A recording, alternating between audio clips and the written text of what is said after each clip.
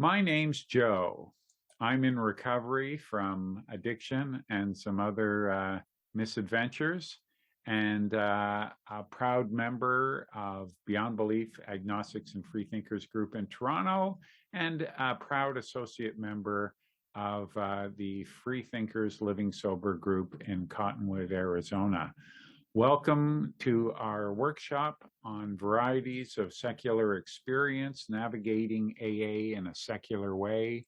On the last Sunday of each month, we have a different speaker or panel of speakers sharing about their experience, strength, and hope for 30 to 45 minutes on different aspects of getting, staying, or living sober in AA. These workshops are recorded, and we post the audio only to the website and to YouTube. Check the chat for links. The group would also like to thank Beyond Belief. You don't have to thank Beyond Belief. They provide the hosting for this. We're happy to. During the speaker portion, the chat function will be host and co-hosts only, and we'll open it wide open during the sharing session. Let's see, we ask that you keep your microphone muted unless it's your turn to share. Please use the raise hand function so we can call on people in the order that they raise their hands. You're welcome to ask questions or share your own perspective and experience on the topic that's presented or anything at all. Let's see, I need a volunteer actually to read something. Yeah, hi, I'm Kevin. I'm an alcoholic. In AA, we are supposed to be bound together in the kinship of a universal suffering. Therefore, the full liberty to practice any creed or principle or therapy should be a first consideration. Hence, let us not pressure anyone with individual or even collective views. Let us instead accord to each other the respect that is due to every human being as he tries to make his way towards the light. Let us always try to be inclusive rather than exclusive. Let us remember that each alcoholic among us is a member of AA, so long as he or she so declares. From Bill Wilson's 1965 address to the General Service Conference. And I'm sure today he would say they so declare. At Freethinkers, we aspire to a certain type of open-mindedness, appreciating the sharing of others, particularly those with whom we disagree. We ask only that everyone share without attempting to dissuade, argue, or disrespect anyone else's beliefs. As a group, we're secular. We don't or impose any belief system. We have no quarrel with any belief system or religion. We also use no prayer of any kind in our workshop. Our only wish is to assure suffering alcoholics, hey, suffering alcoholics, you can find sobriety in AA without having to accept anyone else's beliefs, nor deny your own. Please remember, this is being recorded, so keep anonymity in mind. Today, our workshop features one of my best friends in AA. I am so glad that because of Zoom, I get to hang out at one of Jackie's home groups. I met her at, probably the first time was at an AA history symposium. I'm a big fan of her work, her love for AA, her dedication to the sort of, blending the scholarliness of research and the folksiness of AA. Her topic is called Generous Orthodoxy in AA. I will say no more. Jackie, please take it away, and thanks for being with us. Hey, thank you so much for that lovely introduction. That warms my heart. My name is Jackie B. I am an alcoholic in San Francisco. And I came into recovery on Valentine's Day, 2006, and my sobriety date is June 28th, 2006. I'm super grateful to be here and very honored of the invitation. So this talk was and this history research was inspired in 2019 when I was a district committee member, called a DCM, in Area 06, which is the California northern coastal area of the U.S.-Canada General Service Structure. And I was asked to give a talk on Back to Basics for a monthly DCM sharing session. It's not a very typical type of topic to talk about in general service, Back to Basics, and within my experience. And I had a lot of different experiences. I came in as a secular agnostic Jew, culturally and ethnically identify as Jewish, and spiritually was in a very I don't know, and I'm not very comfortable talking about it kind of phase. And then I went through various experiences in AA. I joined a Back to Basics group at year 3, and later left the group to start another phase of my recovery, and learned about our traditions, got interested in our history. So I've been all over the gamut. And so in some ways, I think this talk has a lot of personal meaning for me as well, because I feel like I've been on various sides of this generous orthodoxy coin that I am about to present to you. So what is generous orthodoxy, and where did the idea for the talk come from? I'm going to share my screen now. All right, how does that look for everyone? Good? Okay, let me just rearrange a few things. Inspiration for this presentation and my original presentation came from a 2016 episode of a popular Canadian historian, Malcolm Gladwell's podcast, Revisionist History. And the episode is titled Generous Orthodoxy. It's in season 1, episode 9. And it immediately got me thinking about my experience as an AA member, as well as discussions that we were having in general service about the language and relevancy of the Big Book. So the concept of generous orthodoxy was first introduced, and according to Malcolm Gladwell, the term is attributed to American theologian Hans Frey, who identified the different means of interpreting scripture by Christian scholars. And he identified kind of 2 ways to interpret religious text: orthodox and generous. So orthodox means committed to one's tradition, according to Frey, and generous means open to change. And according to Frey, generous orthodoxy is the ideal middle ground, because orthodoxy without generosity leads to blindness, and generosity without orthodoxy is shallow and empty. So we're going to return to Hans Frey's concept of generous orthodoxy and what it might mean for the future of AA. But first, let's get some historical context going, because I'm very inspired by Ernest Kurtz, in his historical work. And Ernie always feels like it's really important that in order to understand AA history, you have to understand the larger trends of specifically American and North American history in particular, from which it was born. But let's talk about specifically, very briefly, the Oxford Group and Alcoholics Anonymous. Our co-founders were both active members of the Oxford Group when they met on Mother's Day 1935. The bill was introduced to the Oxford Group by Ebby T. in November of 1934, and Dr. Bob was indoctrinated into the Oxford Group by a non-alcoholic family friend, Henrietta Seiberling, in March of 1935, 2 months before she would introduce Bob and Bill. But what was the Oxford Group? And I'm only going to touch upon the most important principles of the Oxford Group that will relate to later parts of this talk. The Oxford Group, originally named First Century Christian Fellowship, was a Christian organization founded by an American missionary named Dr. Frank Buckman. And so the important aspects of the Oxford Group were the 4 absolutes: absolute honesty, absolute unselfishness, absolute purity, absolute love. They were kind of the moral yardsticks that one would just live their life by.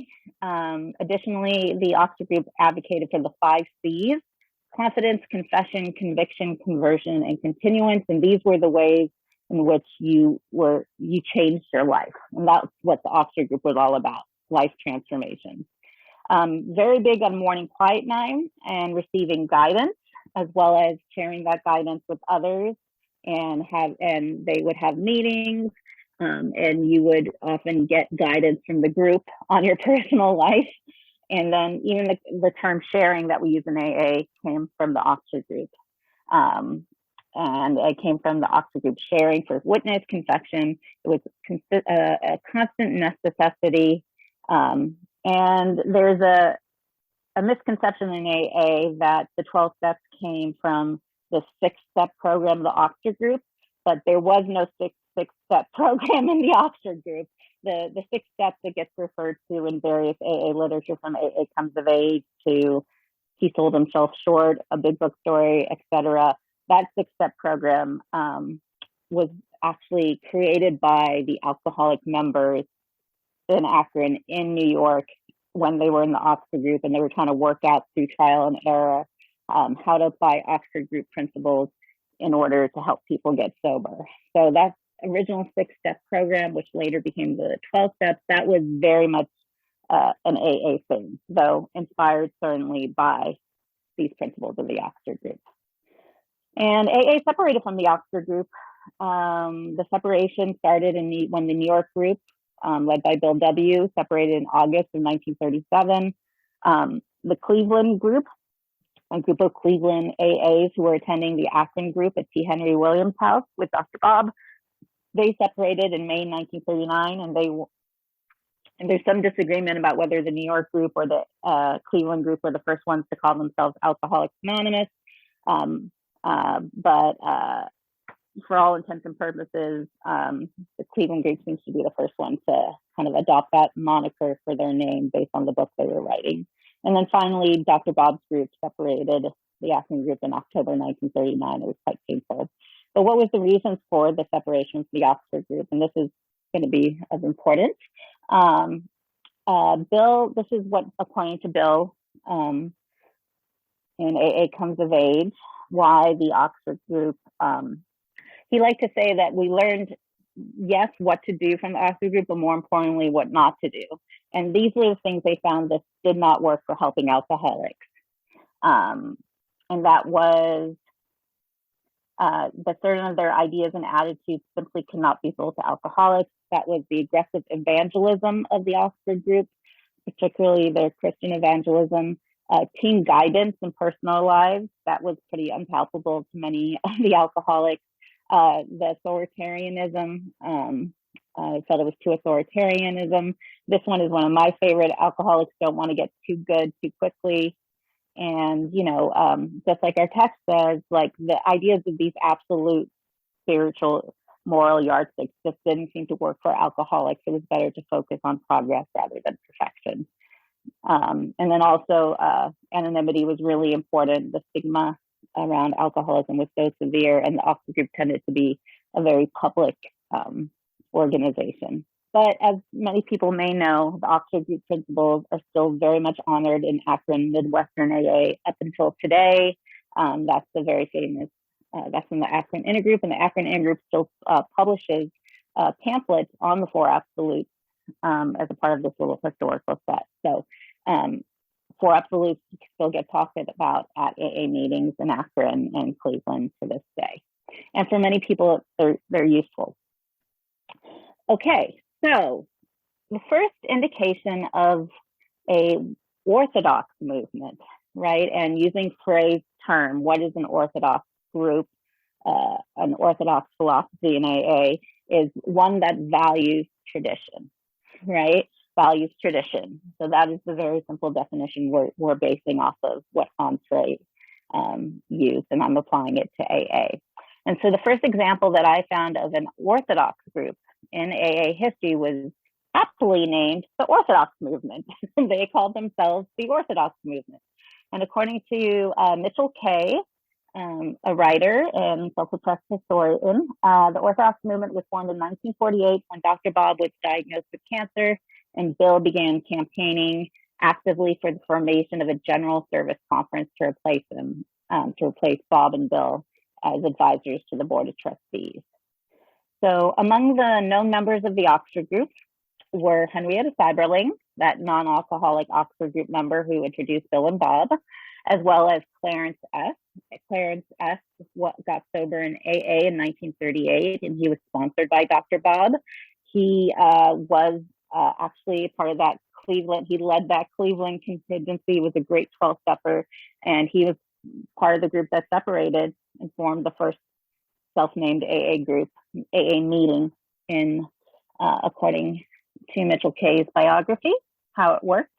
And then there was another important member named Royal S., who was an attorney who was actually instrumental in the incorporation of the AA grapevine, other legal matters for the board. And so a lot of correspondence between the Orthodox movement and the board was actually from Royal S. But these were like the major players, Henrietta more so than Clarence. And what was their purpose? Well, this is the goal, according to Mitchell, to keep the AA movement true to its original intent and purpose. They felt that the new direction which AA was beginning to take would water down or dilute the effectiveness and success which the movement had achieved. And so notice that term, water down or dilute. So what was this new direction that they were concerned about? Well, they weren't happy about the publishing of the 12 traditions. They felt that there was no need for additional principles, that the 12 steps would suffice. They also objected strenuously to the changes that Bill was proposing to the Board of Trustees and the national headquarters. In 1947, Bill sent a memo to the Board of Trustees, and he describes the construction of a centralized world service structure that necessitated the creation of a yearly conference to advise and instruct the future board. Does that sound familiar to anyone? So why was Bill proposing a yearly conference? Well, Bill had been attempting to get out of his duties at the headquarters as early as 1940. He suffered from major depression in the mid-40s, and at one point, his depression kept him out of the office for over 6 months. There was actually signs, indications that Bill was trying to get out of work at the headquarters as early as 1940, really wanted to get back to work and pass on his leadership roles. But it all really came to a head in June 1948 when Dr. Bob was diagnosed with cancer. And so Bill started published that grapevine article, Why Can't We Join AA2, proposing the need for a yearly conference to replace him and Bob. And at this point, starting in 1948 in particular, and Bill started campaigning hard. When we say campaigning, visiting groups, writing grapevine articles, that sort of thing, for the need for a conference, even though there was a lot of opposition from the board and a lot of reluctance from Bob himself. And around this time, the headquarters and the trustees began receiving letters of concern from all around the country, particularly in the Midwest. And so here's a statement of opposition from April of 1948. And these letters were not just sent to the headquarters, they seem to have been sent all around, at least Midwestern AA, if not to AA groups around the country. And it talks, it's a very interesting writing style.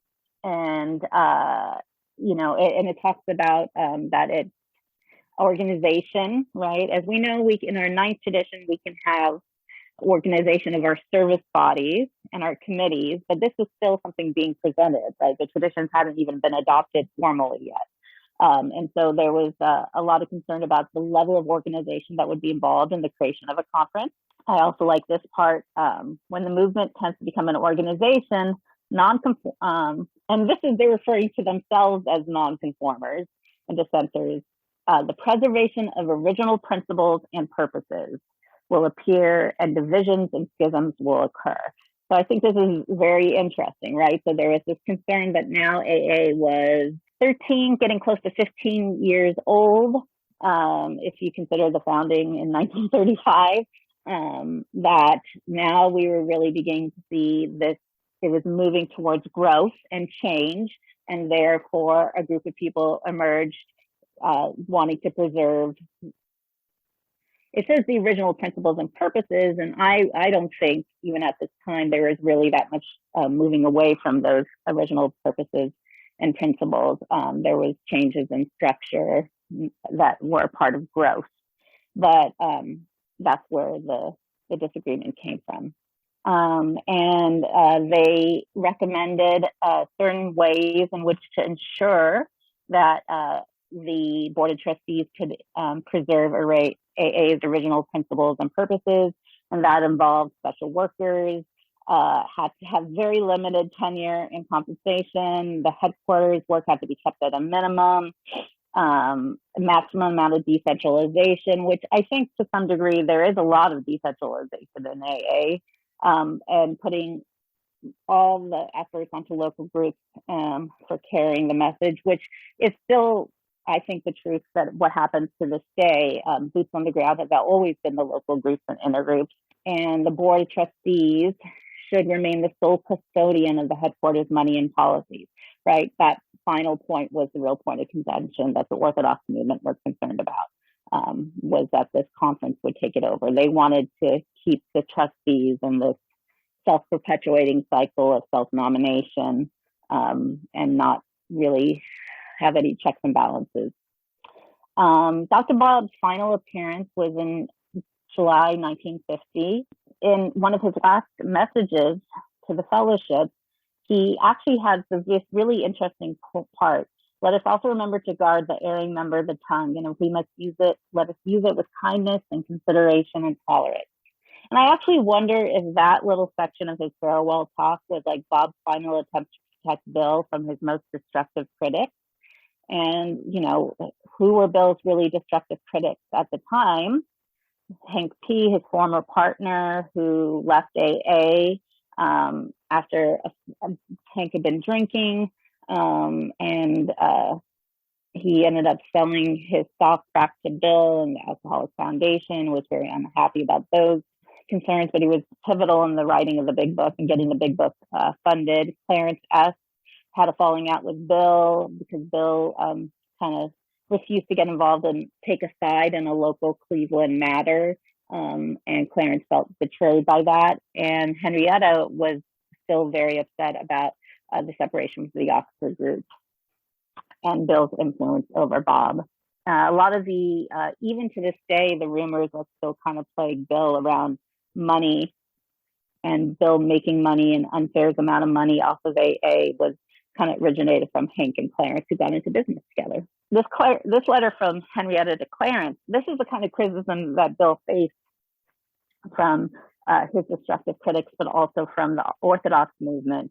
And in this letter, in 1952, Henrietta writes that Bill has put himself with the children of darkness.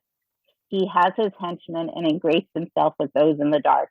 In another letter, Henrietta writes that Bill is demonically possessed. So when we talk about destructive critics, I don't think you can get much more destructive than being called demonically possessed. Dr. Bob passed away in 1950.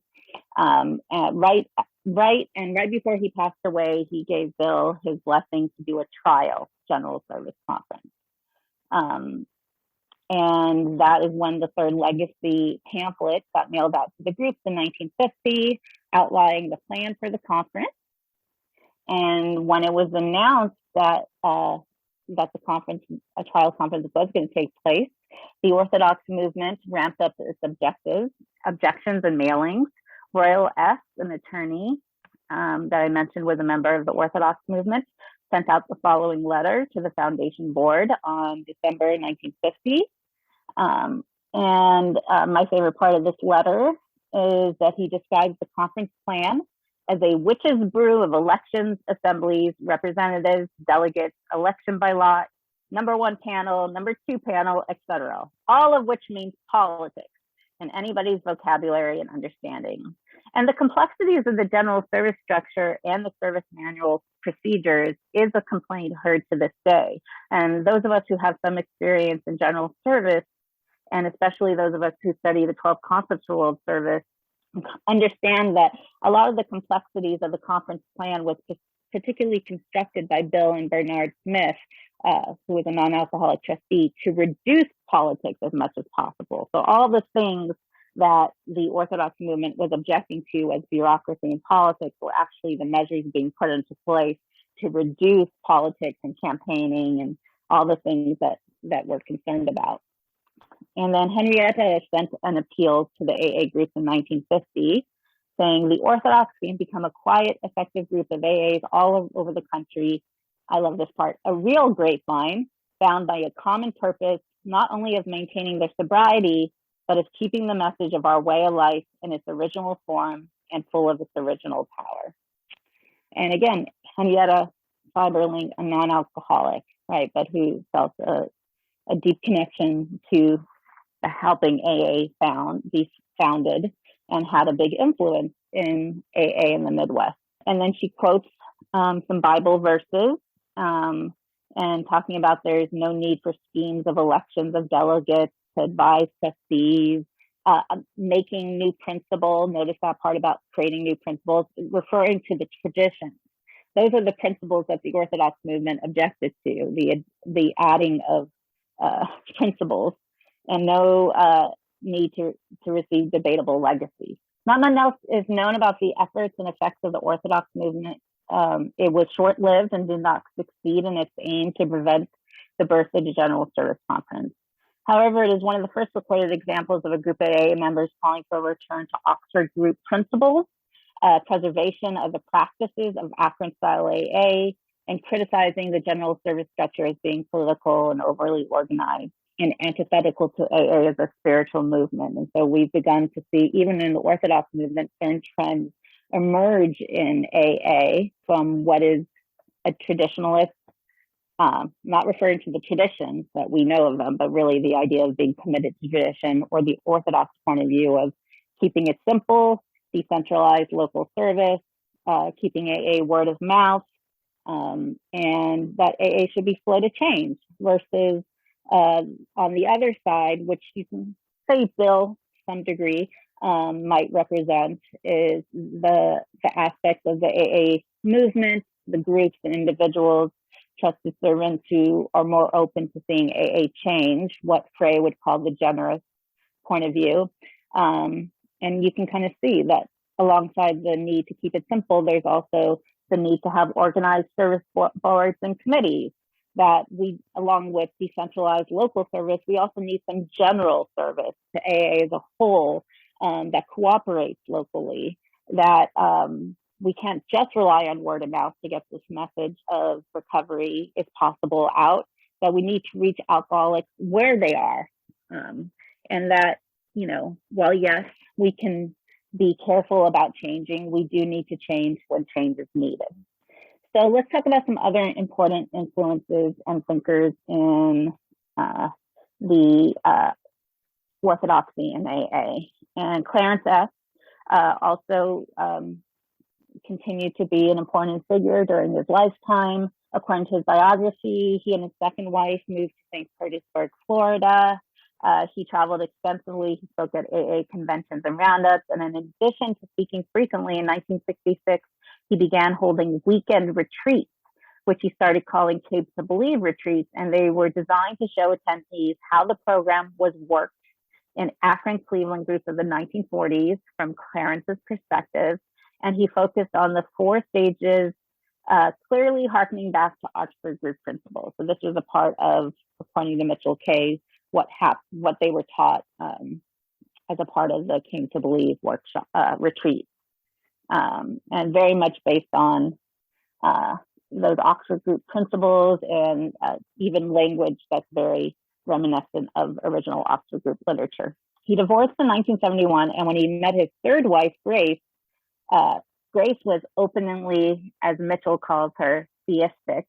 And after this third marriage, Clarence became much more outspoken about his religious beliefs. And he spoke very openly about his Savior, Jesus, in his AA meetings. And the Came to Believe retreats really started to take on a very specifically Christian viewpoint, more so than they had been the Came to Believe before this marriage. And the Came to Believe recovery is still around today. They continued after his death in 1984 by his sponsees and successors. Retreats are held now online and in person. This is like a recent flyer that came out in 2020. And if you notice the tagline, experience the 12 steps as the AA founders practiced and taught in a matter of hours. So this is also something that has emerged. Not all Orthodox movements talk about, or groups or thinkers talk about doing the steps quickly, but there are certain parts of Orthodox groups or thinkers or literature that does talk about that. Back to Basics is also an example, as came to believe. And there's something very attractive about the idea of, for people who may be feeling stagnant in their sobriety in AA, that they can, achieve a whole bunch in a short amount of time. It's kind of a common marketing principle. And there's a legacy guide that was written in 2005 by three of Clarence's sponsees. And they show even more so the Orthodox lens through which it was written. Again, always there's certain words that emerge. Original, this idea of going back to the 1930s and 40s, the original program, the pure program. But the language in this is very specifically more Christian now in this legacy guide. And if it was just being presented as a purely Christian 12-step approach, there would be no objection to that. Part of the concern, I think, which can be brought up, is that these are being presented as the pure way of doing AA, and then combining that with religious scripture or a religious dogma of some kind can then, really instill in some of the followers this idea of AA is Christian. And that can, that's in contrariness to a lot of our experiences, a lot of our literature, especially today, and narrows the doorway for newcomers. And the legacy guide was edited by Dick B, who we will talk about later. So, and if you notice in this little section of the legacy guide, it talks about the only true living God. So, very particular bent. And, there's a lot of great research and writers talking about this time period. I think Glenn Chestnut's book on the AA meetings in Akron and Cleveland AA are very compelling if you want to get another point of view on, how dogmatic the early Akron Cleveland meetings may have been. While it's true, majority of the members were Christian, and most of them you were required to make a surrender at Dr. Bob's house before being admitted into the meeting. Whether or not you were required to surrender to one particular God by a certain name, that is something that's really not clear at all. And I think might have been overemphasized by Clarence and some later writers who had a reason for wanting to frame AA within an AA history within a very specific religious viewpoint of its origin. But let's keep moving on. Another really interesting figure is Tom P. and All Addicts Anonymous and Tom P's son. Tom P. was a copy editor for an advertising firm in Manhattan, and he became an editor. When he got sober, he had a couple of stints in AA, but he's well known for being a very close friend of Bill W.'s, a sponsee of Bill W.'s, and he went on to be an editor of the second edition of the Big Book, the 12 and 12, and AA Comes of Age. Tom attended his first AA meeting in White Plains, New York in 1941. As an atheist, he struggled with many parts of the AA program, but he said he got a lot out of the fellowship and meetings. But he did not stay sober. He was hospitalized numerous times, received electric shock treatment during his final hospitalization, after which he had a profound spiritual experience. That's when Bill became his sponsor in 1946, and then he stayed sober with a fervent belief in God. In the mid-1960s, Tom P. Sr. opened the East Ridge community in Hankins, New York, in partnership with his son, Tom P. Jr., who was also an AA member. Images of Tom Sr. and Jr. can be found on the East Ridge YouTube page. So I'm not breaking their anonymity. These are images that they put up themselves on the East Ridge YouTube page and the All Addicts Anonymous YouTube channel. East Ridge was a closed therapeutic community where addicts of all kinds lived together and practiced, according to Tom P. Sr. and Jr., a true and original AA program. East Ridge became the home of a 12-step fellowship that they titled All Addicts Anonymous. And along with the 4 absolutes, the 12 steps, They also had something called the 10 points, which really are just a summary of the directions given in the Big Book, Chapter 5. So you can see those are recognizable. Despite founding another 12-step fellowship, Tom P., both senior and junior, and most of those who were leaving at Eastridge seemed to also view themselves as AA members, along with members of All Addicts Anonymous.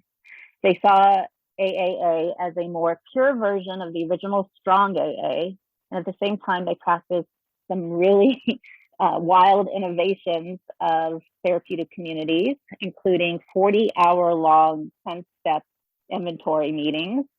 They call them marathon meetings that were inspired by Synanon. What is a therapeutic community? For those who might not know, therapeutic live-in communities were the first forms of long-term residential treatment for substance abuse. The first therapeutic community was the Synanon residential community, found in 1958 in California by a former AA member, Charles Dietrich. During the 1960s, the first generation of therapeutic communities, such as Daytop Village in Queens, New York, opened, and Daytop was an inspiration for Eastridge, and there was a connection between Daytop and Eastridge, and the way Tom P. Senior learned about the idea of a marathon meeting and the more aggressive techniques was from Daytop, and they would visit Daytop and go back and forth. And for those, Synanon is just absolutely fascinating. Today, the therapeutic community approach is still widely used. A lot of the, tough teen, scared straight type of programs are based on the therapeutic community approach, and they've been adopted in more than 65 countries around the world. So really interestingly, Tom Sr. and Jr. both wrote for the Grapevine throughout the 60s. There's a notorious special section in a 1968 Grapevine called The Winds of Change that was all about new and different things happening at AA meetings around the country. And Tom P. Jr. wrote about these marathon meetings. And you can see that even though like the marathon meetings were definitely 40-hour marathon meetings was not what was happening in Akron and Cleveland in the 1940s. But the reference to spiritual surgery, the idea of God as the surgeon, that is very much an Oxford group concept, referring to a very popular piece of Oxford literature called Soul Surgery, which was an influence on early AA members, of course.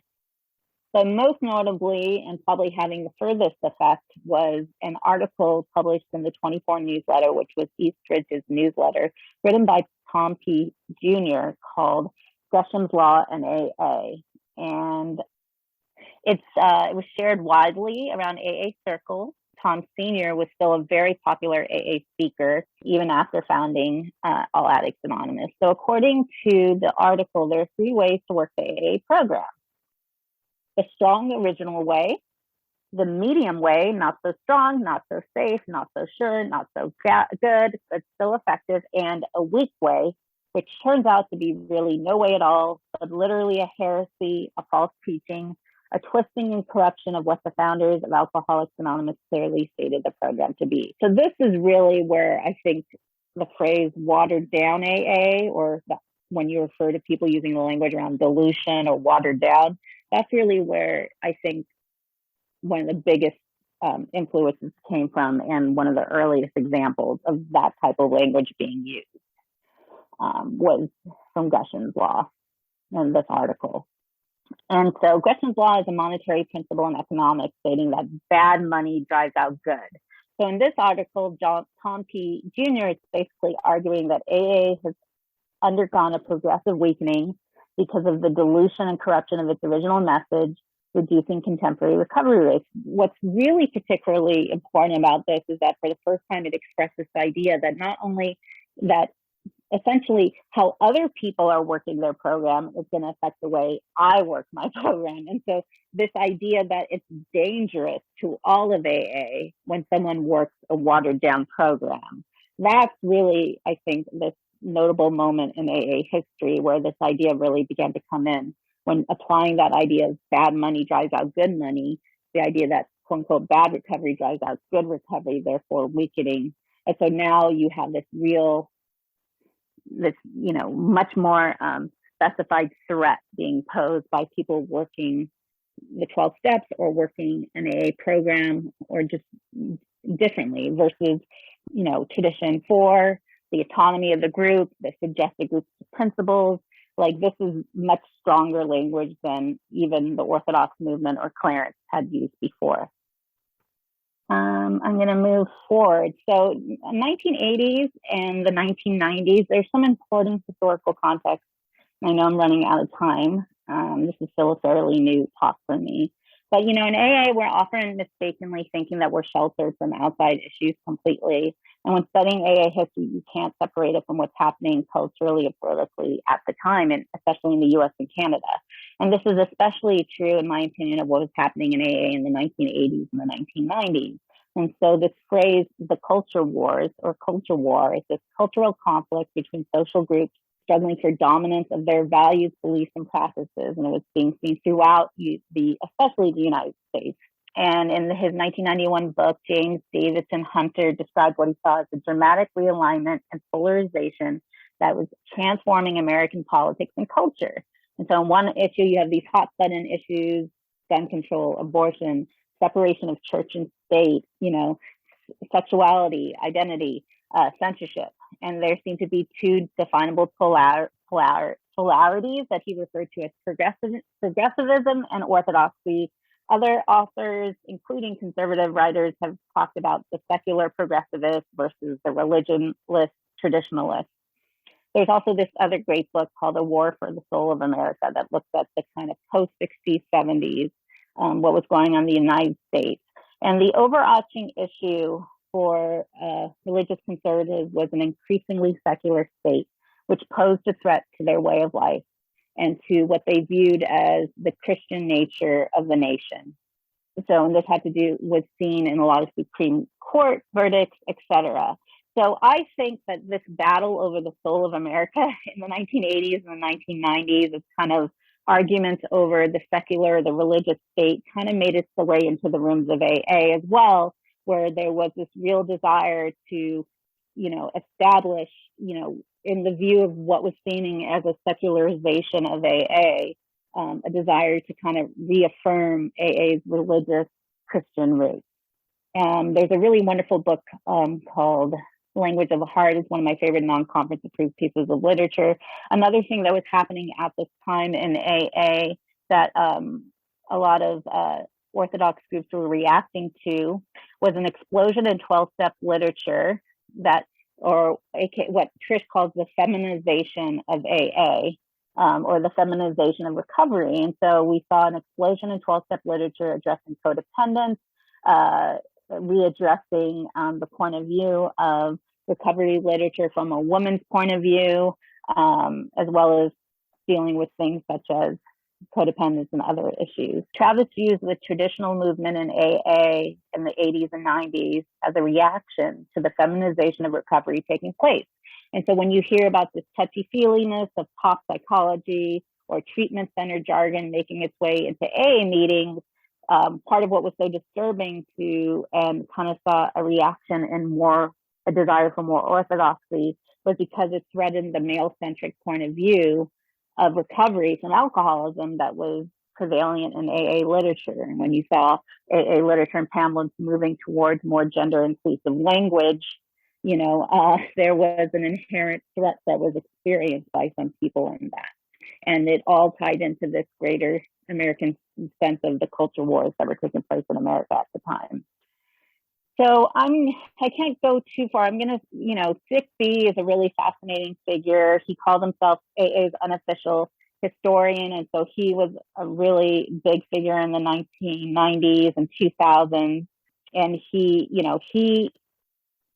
in many ways is extremely,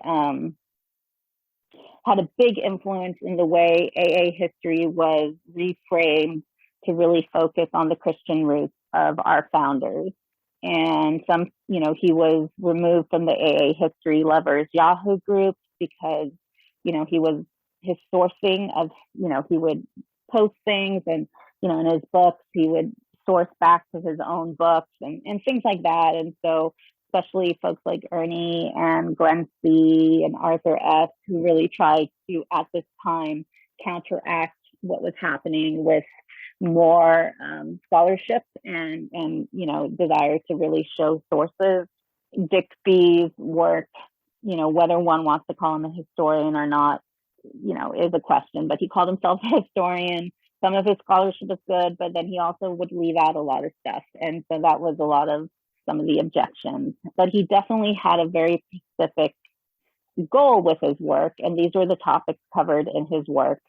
The original, there's that word again, old school, early AA program, particularly in Akron and Ohio, the Christian principles, which were important in the founding of Akron and Cleveland, the forebears of AA, the Christian forebears, such as the YMCA, the Salvation Army, the Oxford Group, and then particularly how Christian leaders and workers in recovery can enhance the effectiveness of carrying, and this is, I underline this word, accurate message about what worked in early AA to alcoholics and addicts who still suffer today. So around this time, we also beginning to see a lot of references to the early success rate of Akron and Cleveland AA and the Oxford Group, and this idea being spread that AA has become less effective.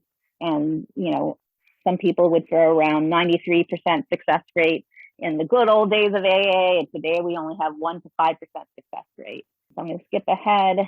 So this is a piece of social media from Dixie's social media page, and the pictures that I showed were just showed on the social media page. So I'm not breaking anyone's anonymity. These were the images being presented on their own pages. Is AA today succeeding? Yes or no?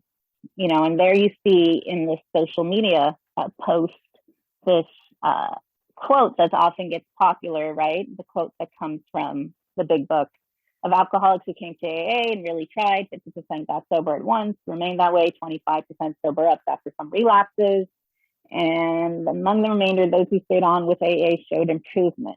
So also, another historian, Orthodox historian, Mitchell K., which was mentioned earlier, some of the issues being brought up by both Dixie and Mitchell was this question of, is the purpose of AA to have the greatest amount of membership, making AA available to all those who claim to want it at any means possible, including the watering down of the steps and the quality of recovery?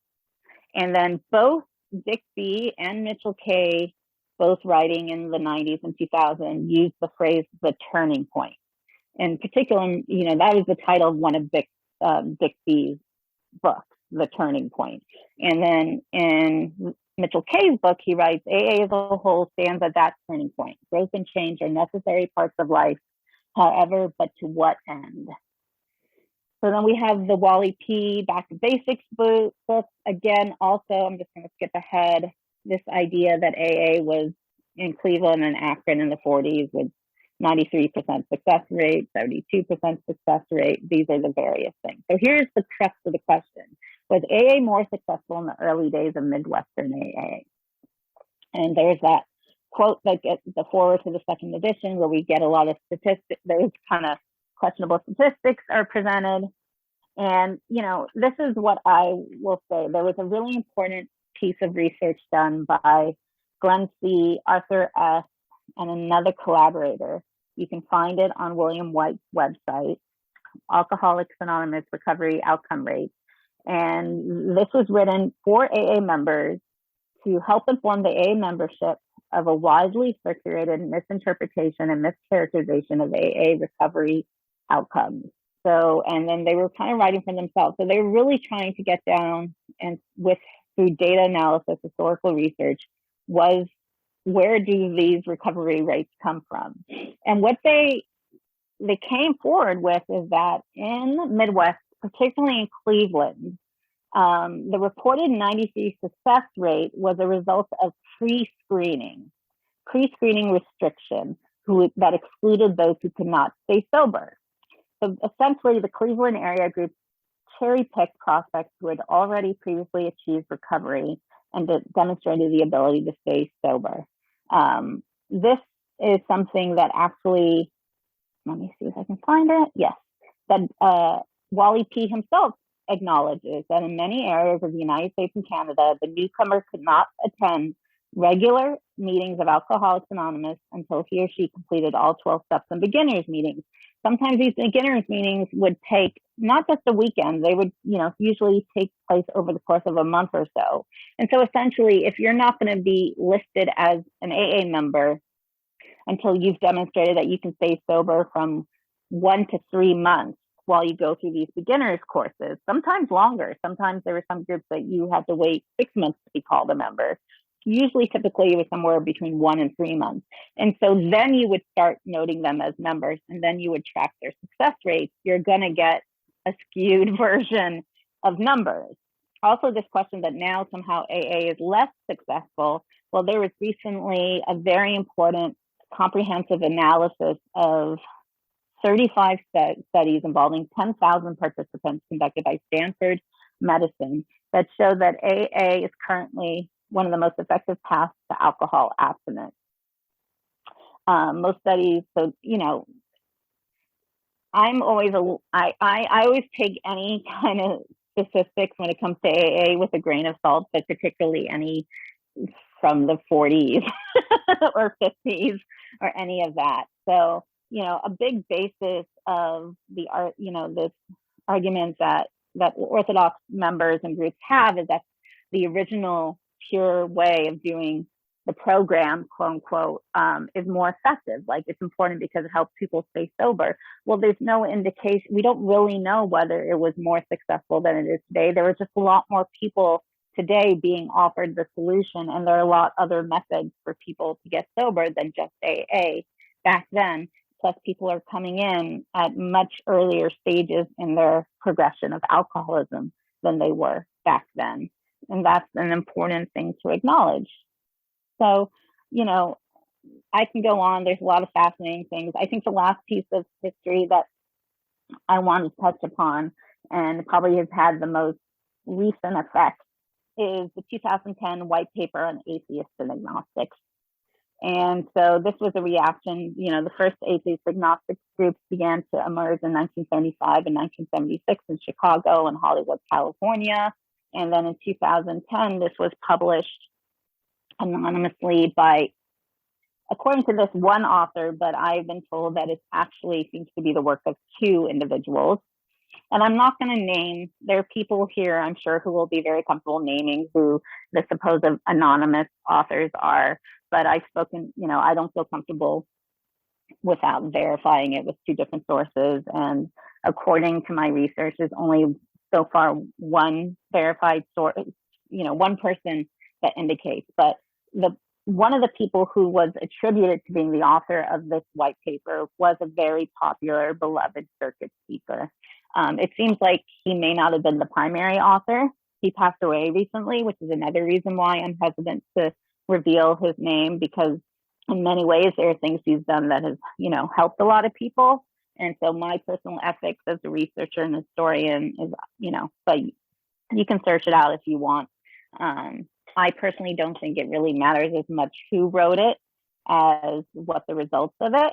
And the purpose of the white paper was to set forth in detail the specific nature of these dangerous deviations, which were atheist agnostic groups, and to encourage a course of action for eliminating them, returning our fellowship to the pure spiritual oasis that nourished suffering alcoholics for 75 years.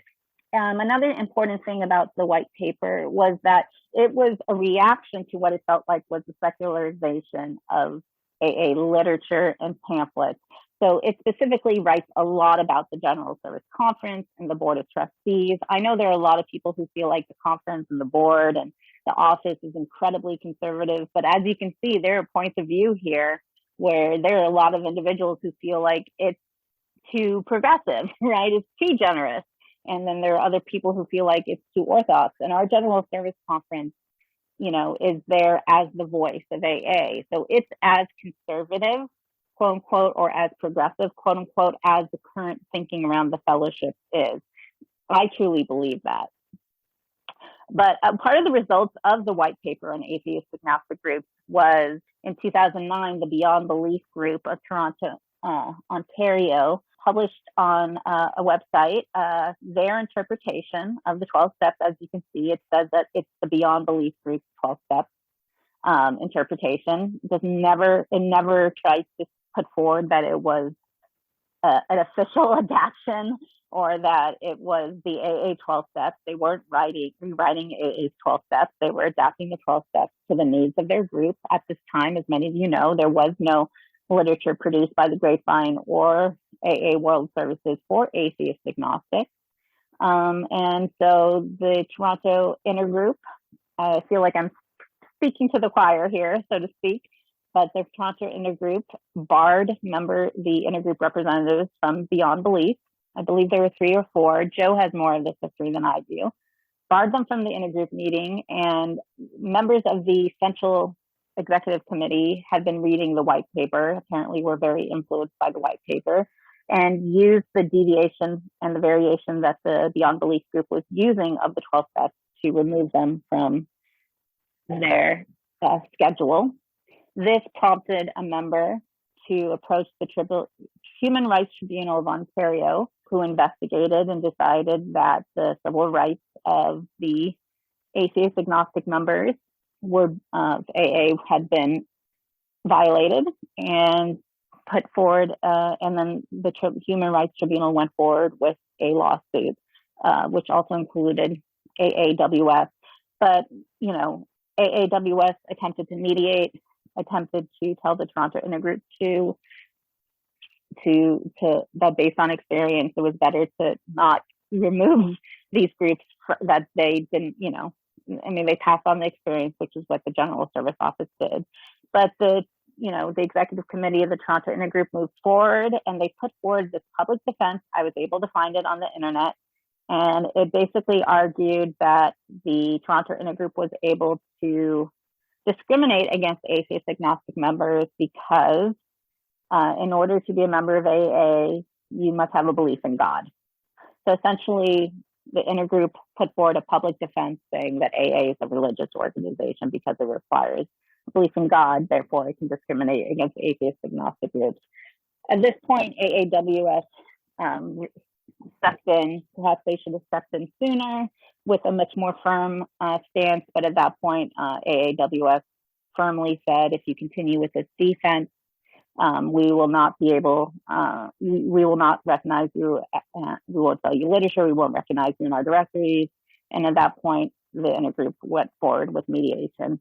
Again, I'm not an expert on this recent history. I think what's more important is to show the real life consequences that happen when groups are viewed as disturbances or dangerous to AA. And one of the other amazing effects of what happened in Toronto was that what started out with 3 or 4 groups being removed from the schedule resulted in then the formation of 16 groups by the time they were added back into the schedule, and the creation of the International Conference of Secular AA and the Secular AA movement. So I think Bill's lessons, and we also now have literature produced by AAWS and the Grapevine for atheist agnostics. And the last thing, I know I've gone over, I apologize, but this idea of generous orthodoxy really moves me again, because I think in AA we value experience, and I think there's nothing wrong with valuing tradition, but that finding that middle ground in which we can be generous and open to change, it's important. Orthodoxy without generosity leads to blindness, rigidity, and generosity without orthodoxy is shallow and empty. And I love this last thing that Malcolm Gladwell mentioned during his BAD class, which was, in order to, you must respect the body that you were trying to heal. And for me, I love this fellowship. I love the principles of AA. I've been disappointed by individuals and groups and all sorts of things. But for me, the principles, particularly those of our traditions, have really made this available to so many people, including myself, a little secular Jew coming in scared in 2006. And so thank you for listening to me. I went on long. I always do. I'm still learning how to give this talk. This is only the second time I've given it, but I hope there was some interesting things in there. And yeah, thanks for sticking around a little bit over time. Oh, wow. Thanks so much. The missed slides, maybe we'll set it up in a way in a different time where there are no time constraints and we can go as long as people can last. But I want to thank you, Jackie, for the work you put into this. It's enormous. Your love for AA, and I think you've challenged a lot of the ideas on the generous side as well as on the Orthodox side, and I think it's quite brilliant. You also, and like, I woke up this morning miles away from the whole Toronto thing. I'm sorry. I know. It happens all the time. I know. And the world's on fire right now, right? The hate is just on display, and it sort of brings back, pretty rough memories. And it warns us that, freedom is a delicate thing for sure. But thank you for the tremendous work you do, and I don't mind being affected by it. I don't mind being disturbed by it. We're going to the sharing thing again. Remember, it's being recorded. Keep that in mind with your comments. We'll go to a show of hands in the usual way. We would like to hear from as many people as possible, even if we have to run a little longer. Just want to say again, because some people might be a little fired up on this, that we aspire to open-mindedness and appreciating the share of others, particularly those with whom we disagree. We ask only that everyone share without attempting to dissuade, argue, or disrespect another one's beliefs. We try to practice love and appreciation here. A quick commercial: a month from now, Freethinkers Living Sober will be presenting our next workshop, the 27th of March. Same time. Same time most places. Daylight savings time is happening on the 13th of March, on the 27th of March, and on the 3rd of April, depending on what part of the world you live in. And other parts of the world don't observe it at all. So just watch your clock and your calendar for that. But we welcome you back here. We were going to be talking about sponsors, mentors, or monsters. The idea of sponsorship in secular AA. Love the title. It's going to be great. Last thing I'll say, and then we're going to get to you. The opinions expressed in this gathering are just those of the individuals expressing them and those yet to come. What you've heard here was spoken in confidence and should be treated as such. We share to help ourselves and each other. So we welcome everyone's experience, strength, and hope. Many of us have found that when we consider what we have heard with an open mind and heart, we gain a better understanding of ourselves and each other. We also learn how to handle our day-to-day problems better. Since members are often share both trials and triumphs, we please ask no gossip or criticism, but only love and appreciation, understanding, and companionship. Okay, let's get rolling. Kevin, would you kick us off, please? Yeah, that was great. And there's the thought that came to mind while drinking from your fire hose of information was history is written by the victors. And, for a while, those guys got to write it. And there's a local guy in my inner group who has tens of thousands of pieces of archival AA information, but I'd never seen this side of the presentation. Really appreciated and enjoyed it. And so my one question, which you may or may not answer, is what's your background into being such a serious researcher? Thank you. Joe, should I answer questions that come up? Okay.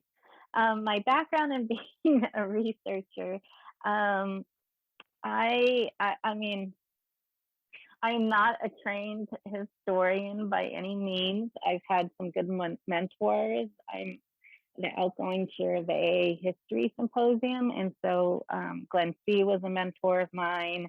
Joe C. messed me up for years after his wonderful presentation, and I say that with lovingness. So yeah, I was instilled certain principles of research and historical research. And like I said, Ernie K. and Glenn C., Arthur S., certain people. So AA History Lovers Yahoo group was very influential in me. I actually come from a theater background, so I wrote some history plays about AA, and became interested in the history of underserved groups as well, which also connected to the interest in atheists and agnostics. But I'm not trained. I'm just a playwright, and I'm just like an AA history nerd, like many people, but I just have some good mentors. Mike, you want to unmute and share? Man, did it again.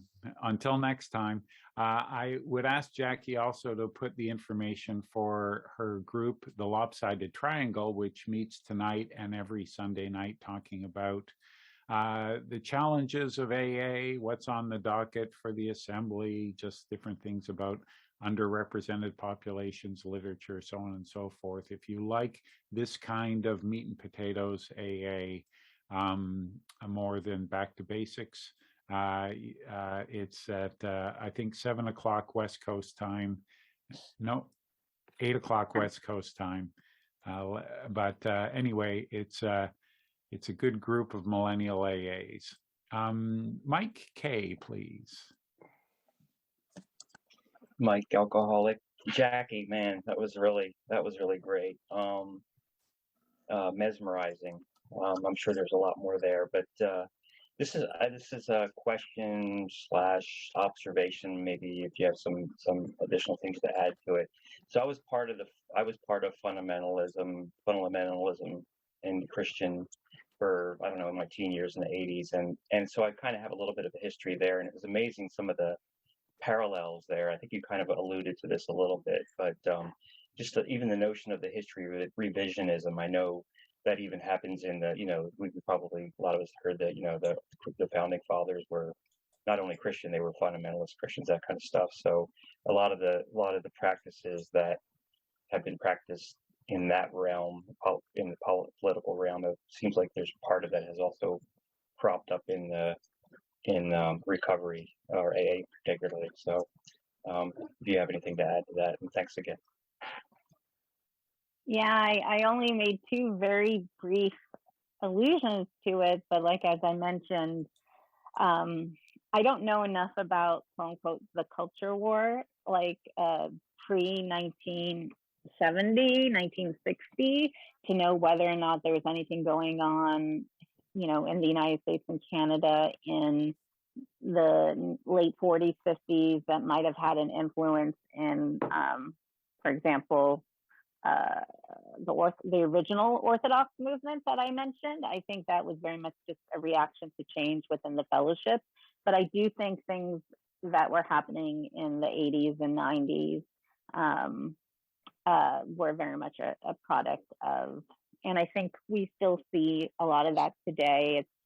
It's a part of American society and culture and politics, and it makes its way into the rooms of AA. I would probably say, and I think that's why, so I don't know if I have much more. I think what Trish Travis wrote about, quote unquote, the feminization of AA literature, or not even AA literature, but recovery literature and 12-step literature that was taking place at Hazelden in the 90s is super fascinating. I mean, even the 24-hour-a-day book, which was written by Richmond Walker, and published by Hazelden, and is full of scripture and is a very traditionalist piece of Orthodox literature. Even in the 1990s, Hazelden updated some of the language to be more applicable to women, which is fascinating that even the 24-hour day program got to have some more gender inclusive language in it.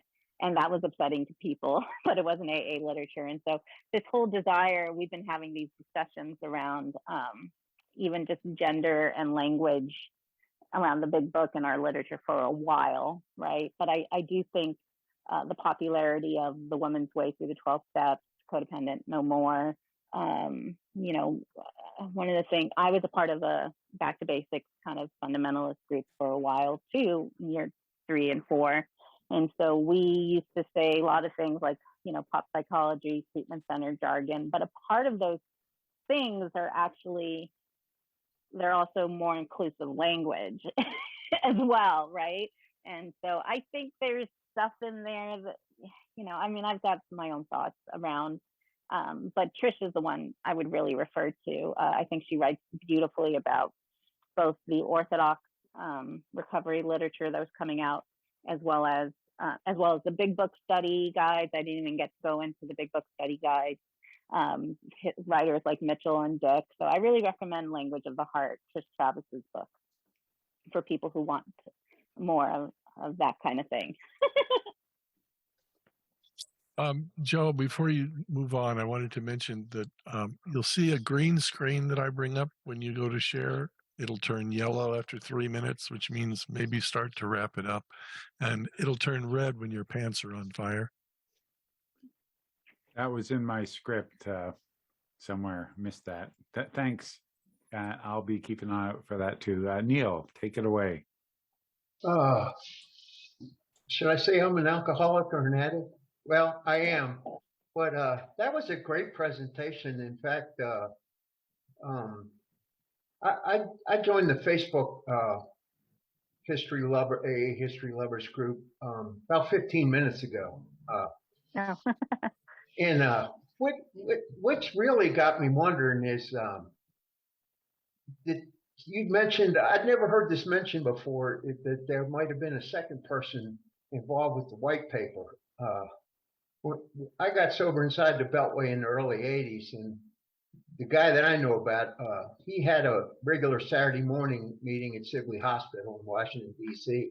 that I used to go to real regularly. And then when I found out about the white paper just a few years ago, I was like, this just doesn't seem like something he would have wrote. I was just floored.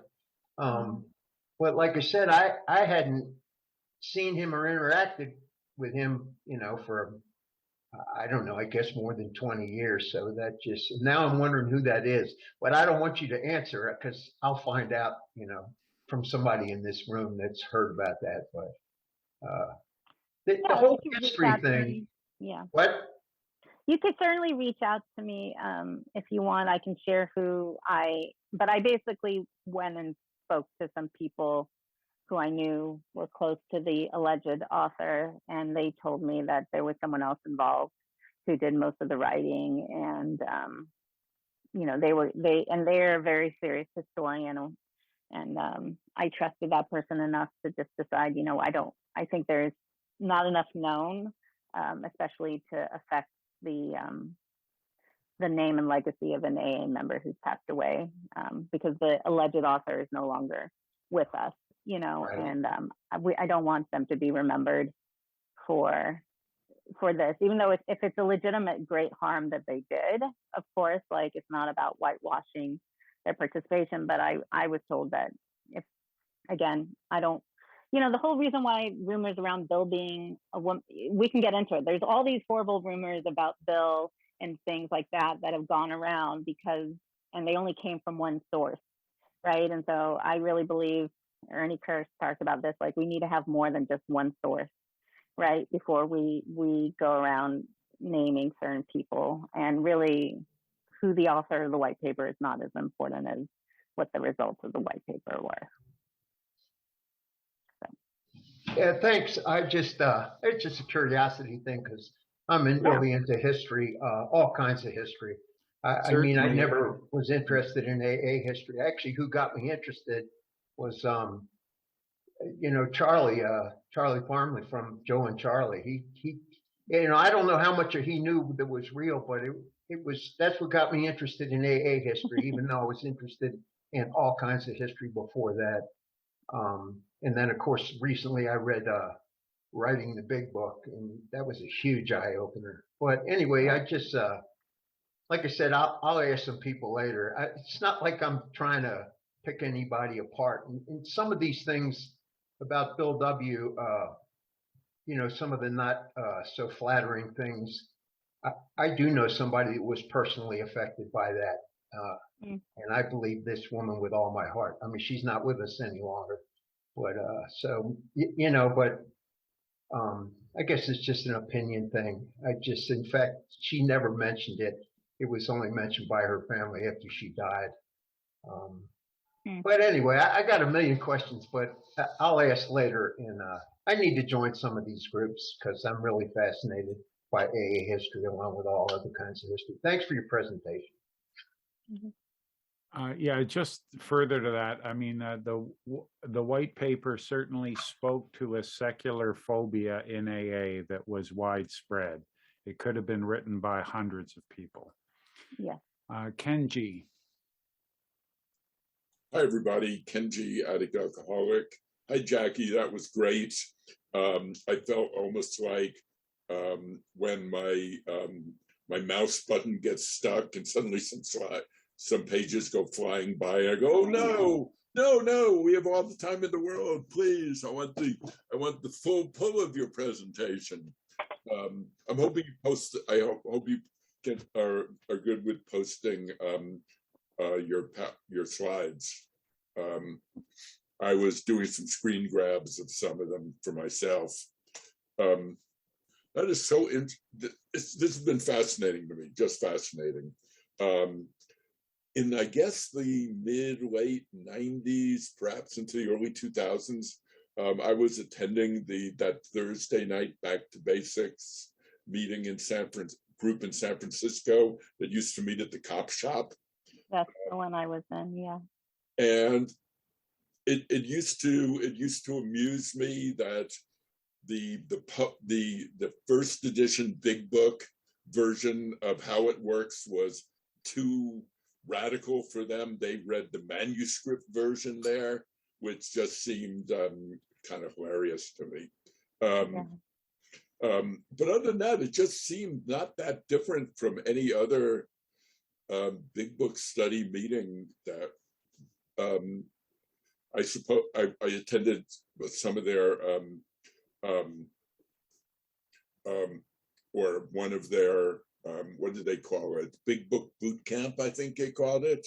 I did that too. Yeah. And it was good. It didn't feel like they were, it was orthodox and going back to the past, and it didn't feel more religious than any other meeting, particularly. I'm reading Bill Schaberg's book now, and I'm at the point at which Bill is writing the first chapters of the big book, and New York has pulled away from the Oxford group, but the Midwestern groups are still very much in. And I found myself reading his book and wondering, so he's a very good storyteller, and yet he's not a historian by training. And even though it's heavily footnoted, I wonder if it can be literally taken as absolute fact, but it's got my eyes popping open on page by page. It's, almost shocking to me to imagine what it was like for the founders of AA to have gotten sober in the Oxford group, and how fundamentalist and intense, I see the yellow screen there, it was, and how really radical the big book was in pulling away and being more inclusive than the group that they grew out of. I think we don't appreciate, a lot of people today don't appreciate that. I think we kind of see them as the fundamentalist version, when in their time, in their setting, it was, he got denounced from the pulpit for his views of letting alcoholics and Um, anyway, I don't want to see the red screen, so I'll stop right there. I'll just add one more thing. From that description of, I guess, secular AA, which is what I'm attending 100% of the time these days, would be considered weak AA by that view of it. And I even wonder whether maybe secular AA is a little too weak. And there's the red screen, so I'll stop. Thanks. Thank you, Kenji. I will, if people have to go, it's not rude to leave. Thank you for your time. I will hang out until everyone who would like to say something has had a chance to say something. Al. Thanks, Joe. Thanks, Jackie. Magnificent job. Very thorough. I'm a history buff of all kinds, especially AA. And to go, I'm interested in the beginning. We hear all this stuff. I'm just surprised there's a fucking AA right now, to be truthful. If you go through the history, it's like, holy smokes, they were all trying to kill it. But Bill, with the white light experience, Ebby came to the hospital. Now, the Oxford group didn't have steps, but they certainly had principles. Yeah. And he considered Ebby his sponsor for his entire life, although Ebby was a bad drunk his whole life. And they did, if you read the chapter in the big book, the first chapter, Bill's story, 9 through 13, they do something that seems very much like the steps. And they turned out to be Oxford principles that Bill adapted almost word to word and to the steps of the 12 steps of Alcoholics Anonymous. And there were AA never separated from the Oxford group because in 1937, because there was no AA. Henrietta Seiberling, Bob, Bill, Ebby, everyone was an Oxford group member who attended Oxford group meetings called house parties. Sound familiar to the home group? But anyway, I'm interested in that period. And the Oxford group played such a big part of the beginning of this program in Bill Wilson's life. I mean, he was interested in sobering drunks up right away, but he was still an Oxford group member. And the books like Not God by Ernie Kurtz, I think is terrific. Your display of books was wonderful. What a wonderful idea. And he had a wide open door to the archives of AA. They invited him in. Here's everything we have. He talked to old timers. It's a great book. Another one I like is Key Players by Bob Kay. Key Players in AA History. It's really, really good. And one we left out, and you can get it for $2.99 on Kindle. The electronic version is What is the Oxford Group? You know, and when I read that, it blew my mind. There's words in there that Bill used straight out of their book. You know, it just blew my whole mind when I read it. But it's really interesting stuff. And you know, again, thanks for sharing. And I'd like to hear some more of your thoughts, maybe later on in a different program or something, about the beginning of the beginning stuff. You know, that's all. Thanks. Thanks, Al. Tim, Dave, and then Janice are up. I'm Tim. Thank you very much for this wonderful presentation, Jackie. You said at the beginning that you had listened to Malcolm Gladwell's podcast, Season 1, Episode 9, and in my quest to better understand what in the world generous orthodoxy is, I had listened to a little bit of that, and it is intriguing what portion I heard about a Mennonite preacher that had the choice to preach basically, perform a wedding for a son that turned out to be homosexual. How did that trigger your interest in your, or how does that link to your interest in this history of AA? And then kind of as a secondary part of the question, has there been much research of this use of the Lord's Prayer as the closing, which is so omnipresent in the Southeast and portions of the country, but has kind of dwindled away and is not being done very much anymore in the Northeast and parts of California? Thank you.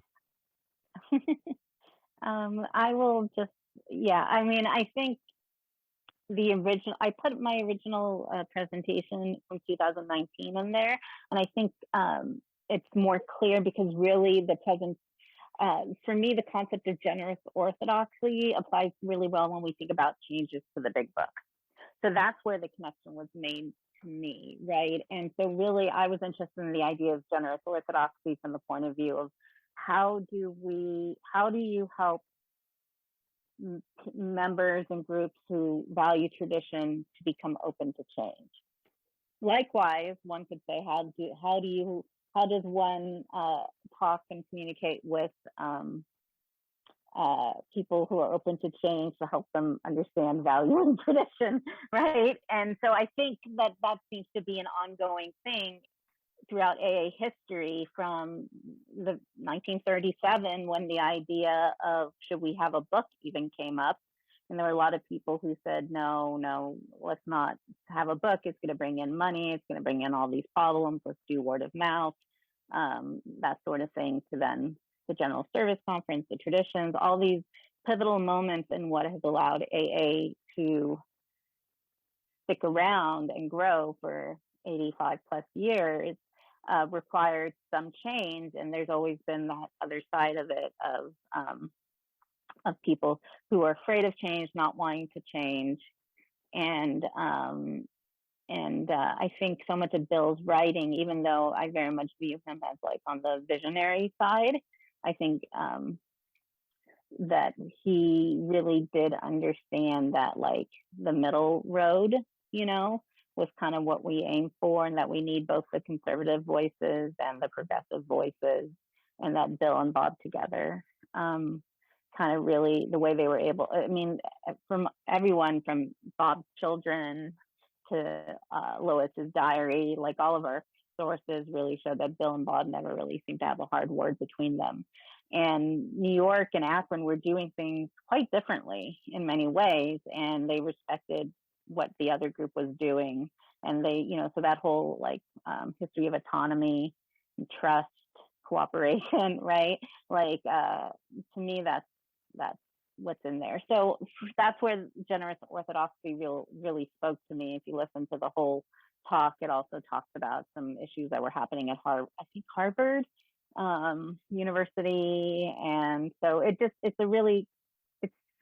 to me, it was very inspirational in thinking about how do society and movements change, how do you work and communicate with people? And I'm not really the best person to convince the traditionalists to be open to change in many ways, because I'm a little secular Jew full of tattoos, like like a woman, I appear to be young, like there are certain people. Bill S., the writer of writing the big book, he is much more in a position to convince a lot of folks to maybe see things differently, because there's an aspect of intrinsic trust that certain folks that he embodies that perhaps I don't. Maybe I'm wrong. So I don't know. It's a really wonderful podcast, and I can't remember the second question, but I babbled a little bit. So Lord's Prayer. There's it's a remnant of the Oxford group, and I've heard different things. There's a famous letter Bill W. wrote about responding to someone about how it was just a prayer that everyone knew at the time, and so that's why they used it. I think Reverend Ward Ewing, who was a Class A trustee, and he spoke at the first International We Agnostics, Atheists, Freethinkers convention. He speaks beautifully on the Lord's Prayer, but he speaks from the point of view of why we should not be using the Lord's Prayer in AA. And he's a minister, so I mean, me being Jewish, I have a complicated relationship to attending meetings where the Lord's Prayer is said. So. But yeah, I'm not the biggest expert on that. I have opinions, but you know what they say about opinions. Your opinion doesn't stink, Jackie. Dave H., please. Neither does my butt. I don't want to go into that. Goodness, this was great. It made me think about a lot of stuff. I'm sort of an AA history neophyte, nowhere near the level that you are. But you know, so what I was thinking, you talked about how some of the Orthodox folks were really rallying against the establishment of the traditions, and thinking about it, it really seems to me that today the traditions are the best friend of the radically Orthodox folks. You know, in particular, I'm thinking about tradition 2, which is all about group conscience, and tradition 4, group autonomy. You know, but what that would tend, it would seem to me anyway, that would tend to encourage groups of like-minded people to form autonomous groups and kind of run their own thing and establish AA mini programs, so to speak, in particular groups, and so it seems pretty clear to me that in an area where Bible Belt area where there's a lot of Protestant Christianity, you would tend to get groups that are very old style traditionalist, which would be really hard for atheists and agnostics to be part of. And I hear that on Zoom meetings today. I hear people, particularly from the Bible Belt, who have really strong prejudices against people that are biblical, that believe in a theocracy, that believe in a God, in large part because the only groups that they have access to are groups that have formed by people who are strongly believing Christians. And so, the thing that I think about there is the sort of the change happens typically when there's radical disruptions that occur. And the radical disruption that I'm seeing is Zoom. I've got close to 26 years of sobriety.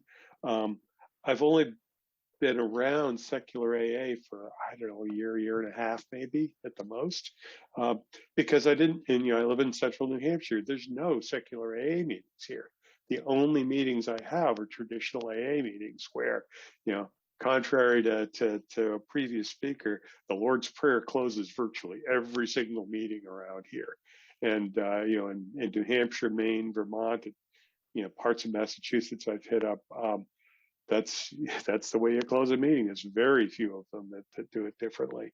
And so, I don't know. It just seems to me that this Zoom is such a great gift to us of the secular AA bent, because it allows us to kind of develop our own group conscience and our own autonomy, because we now have a collection of like-minded people that can get together and work together. So it kind of brings me a lot of hope that the change will occur, but it's just not going to happen quickly.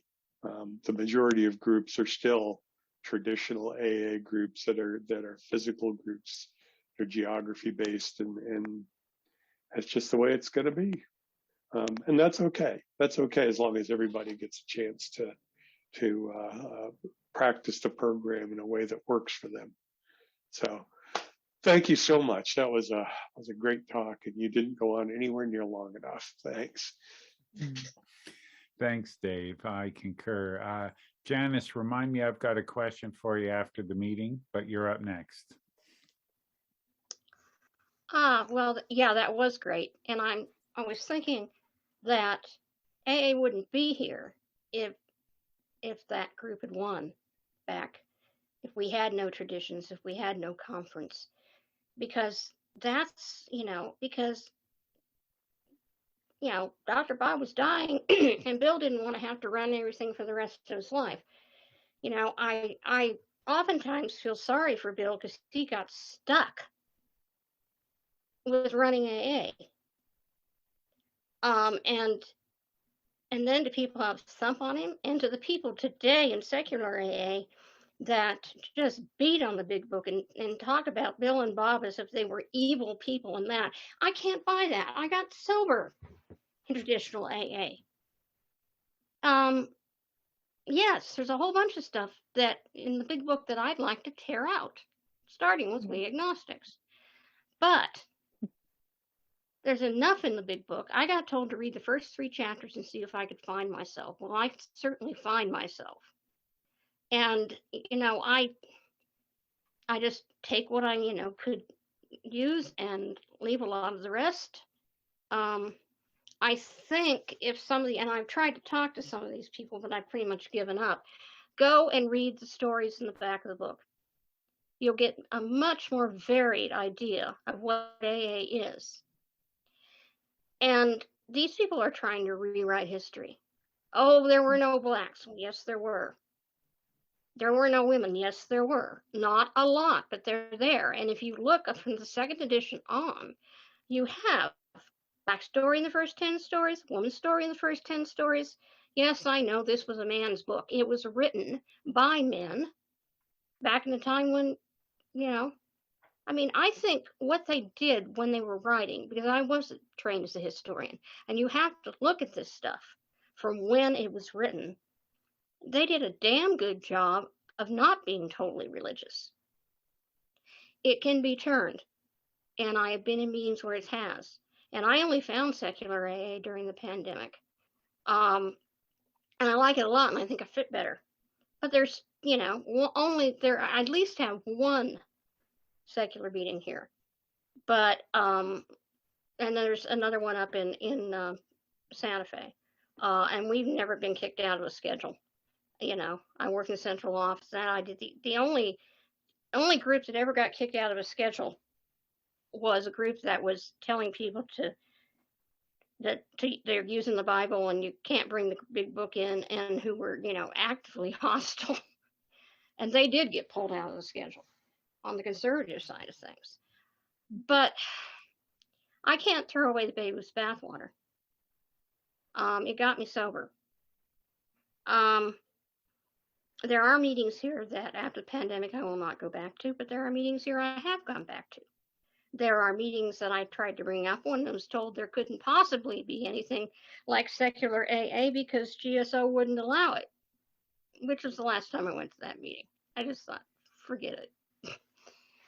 But we don't have 2 programs. We only have 1 program. We've got to find enough to keep us together, or we're going to lose the program, period.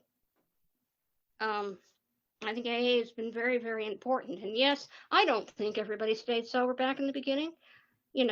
Again, we still have the best success rate, and it's not really good, but addiction's bad. And if we ever find out enough about the brain to help with it in the brain, yeah, I see it, John, then maybe things will be better, but I don't think that's going to be during my lifetime.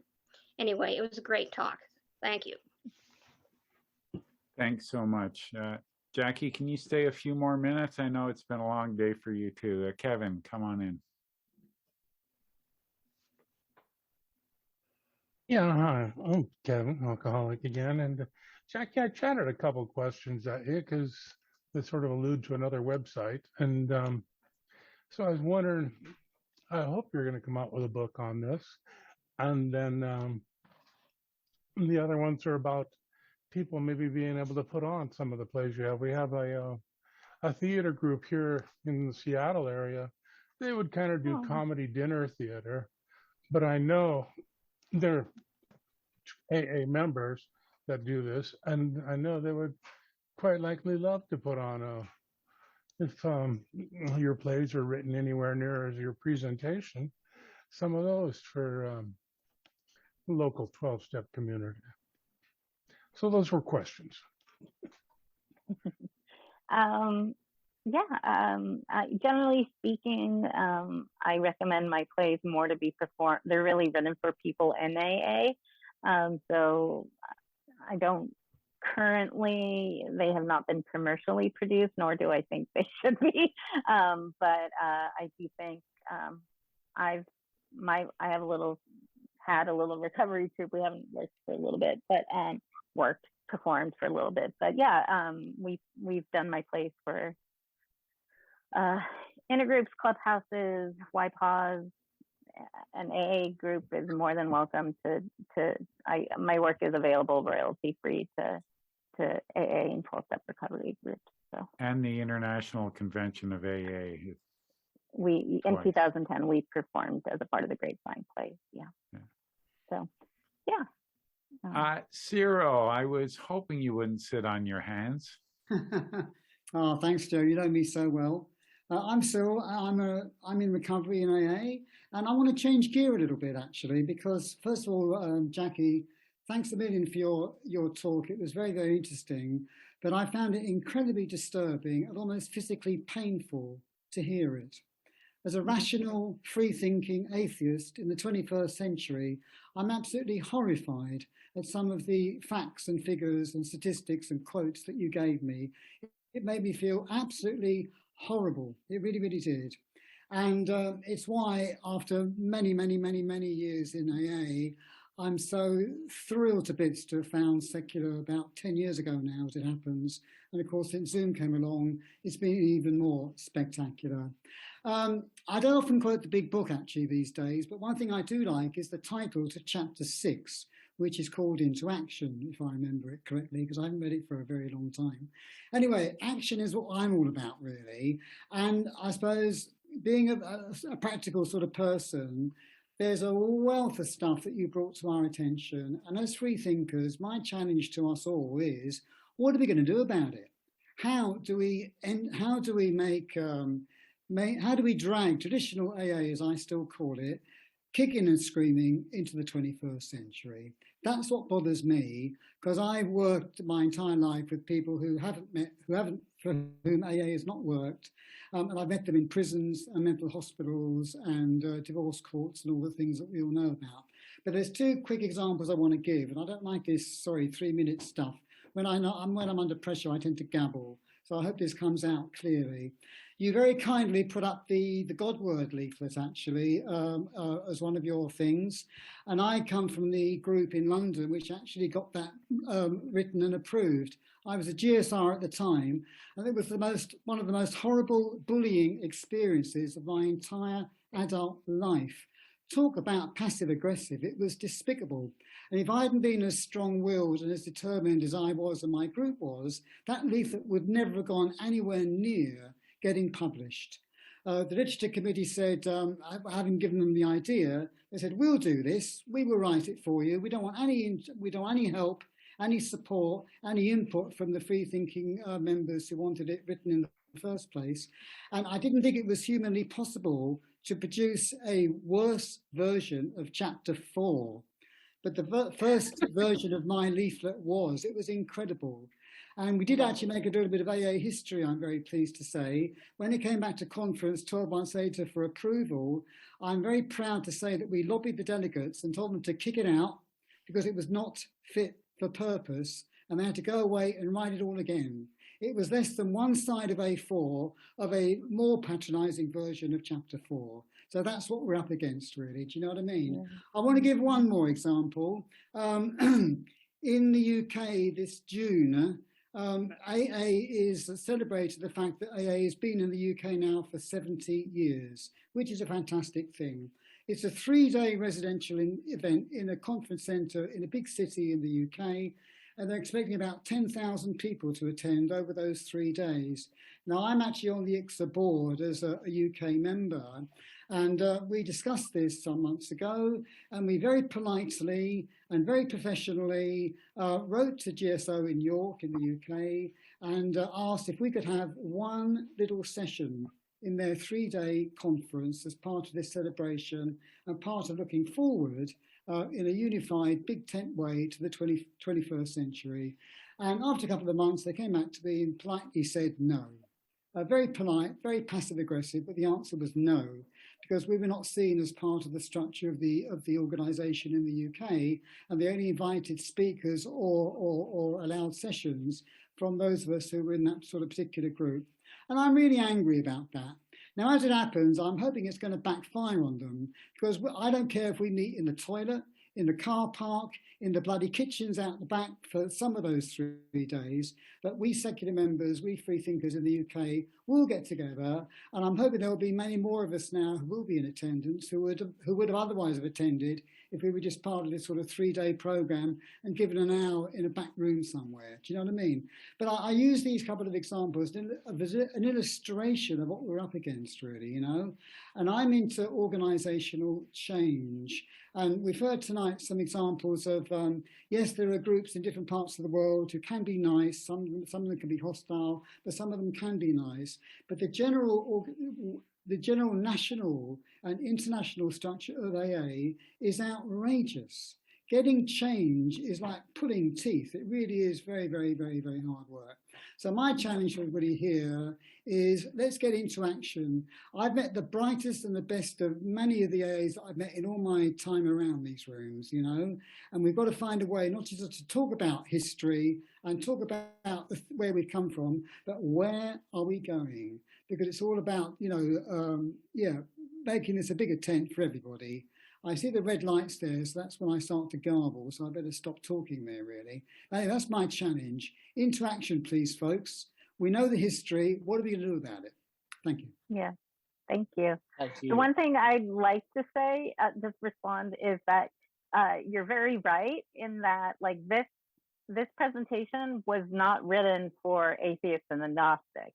If anything, it's painful, right? Because you are all too familiar with these messages. A lot of Mike's, I also do plays on the history of Black and African Americans and AA, and like a lot of times folks, like white folks especially, are shocked to hear about some of the things that were happening in practicality, not just by principle, right? The principles are one thing, but in the practicality and the putting into action the principles, we've fallen short many times.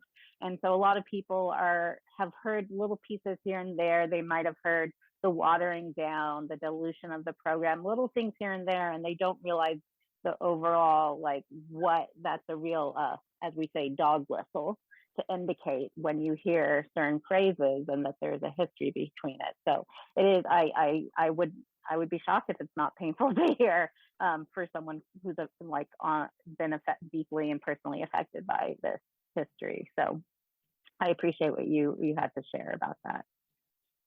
And the God word was still a game changer. It can be altered and improved, but thank you so much to thank you so much for that. So, yeah. Yeah. Peter. Hi, can you hear me okay? Yep, just fine, thanks. Yeah, again, thank you. Thank you like everyone else did.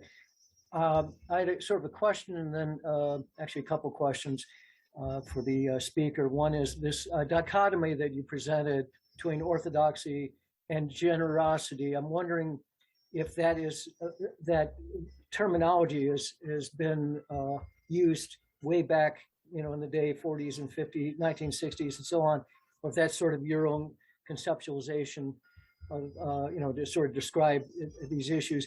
And the other thing is, I'm wondering if there's something that you can consider other controversies in our program. To me, the two biggest ones are the drugs versus not drugs, meaning when people speak about their drug usage at an AA meeting, this has been a huge controversy. And I've seen literally fist fights at some meetings break out about this very issue. I kid you not, in Arizona many years ago, I got caught up in that issue once myself. And the other issue is about certain facilities or clubs, whatever, barring people from meetings, from AA meetings, without any due process. Just somebody, a manager, whatever, arbitrarily decides you can't come to meeting, you can't come to meeting, you know, sort of defying the traditions, defying our own standards and purposes. So I've seen these two very big controversy play out myself. And with that, I'll pass. Thank you. Thanks, Peter.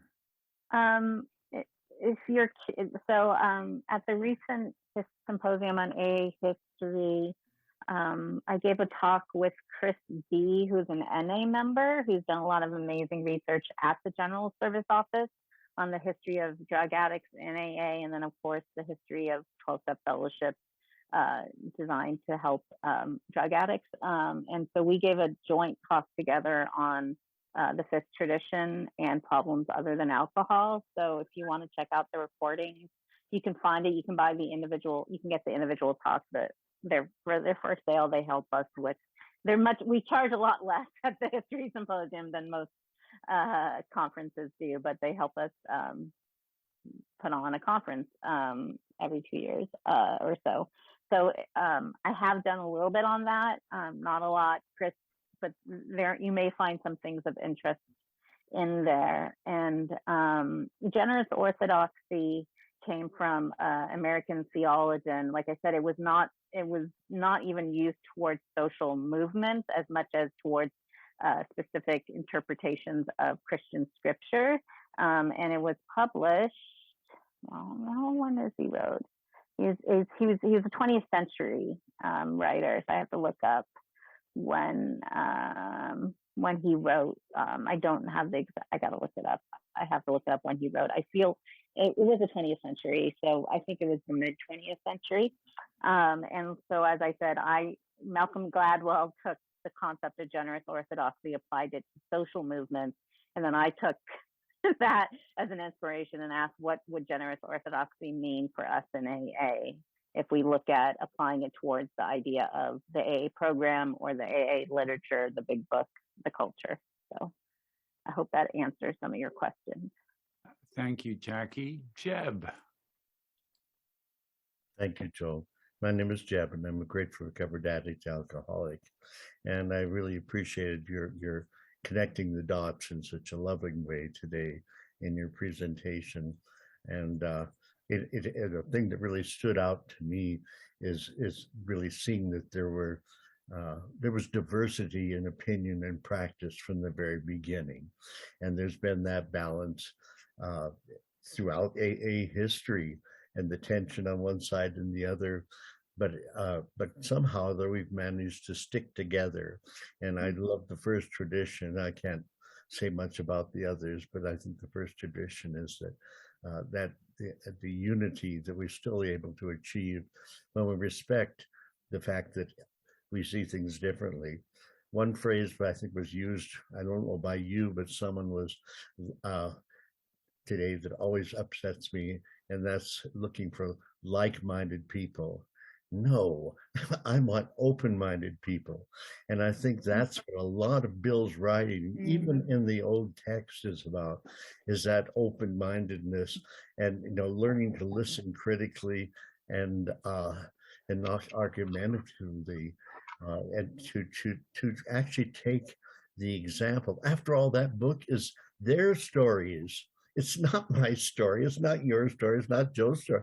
And I read that book from the very beginning and all the other literature as history and other people's viewpoints. And I really appreciate my friend Janice mentioning the importance of the stories in the back of the book where people talk personally rather than hiding behind the we, which is one of the very difficult things in all versions of the 12 steps that I read. Well, almost all of them. And certainly with the big book, because what is so important is that the message that I carry has to be the message that works for me. And it's based on the actual courses of action that constitute the 12 steps, because of principles meaning course of action. So, I can take out the magical thinking without any problem, because that's not my worldview.